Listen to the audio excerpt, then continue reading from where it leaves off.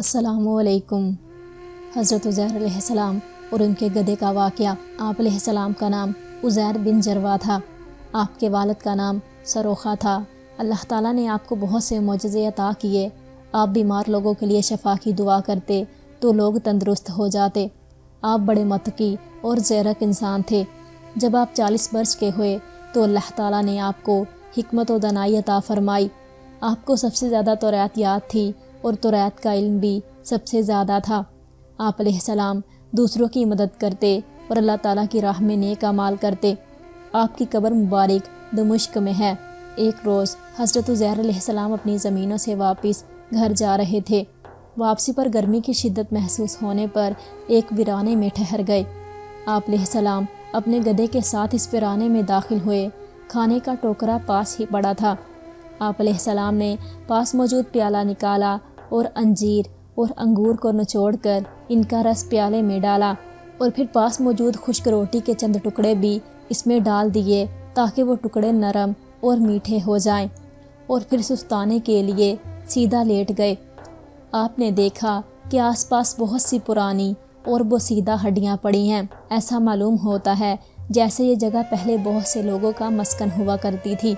ہڈیوں کو دیکھ کر حضرت عزیر علیہ السلام یوں ہی سوچ میں پڑ گئے کہ اللہ قیامت کے روز کیسے ان بوسیدہ ہڈیوں کو دوبارہ جوڑے گا۔ حضرت عزیر علیہ السلام کو اللہ پر ہرگز کوئی شک نہ تھا، بلکہ وہ تو بس اس طریقے پر حیرت کرتے ہوئے یہ فرمایا۔ آپ علیہ السلام ابھی یہ سوچ ہی رہے تھے کہ آپ کو نیند آنے لگ گئی۔ کچھ دیر بعد جب آپ کی آنکھ کھلی تو آپ نے دیکھا کہ آپ نے روٹی کے جو ٹکڑے انجیر اور انگور کے رس میں ڈالے تھے وہ اب نرم اور میٹھے ہو چکے ہیں۔ آپ سمجھے کہ شاید تھکاوٹ کی وجہ سے آپ تھوڑی دیر سو گئے تھے۔ جب آپ کی نظر اپنے گدھے پر پڑی تو آپ حیرت زدہ رہ گئے۔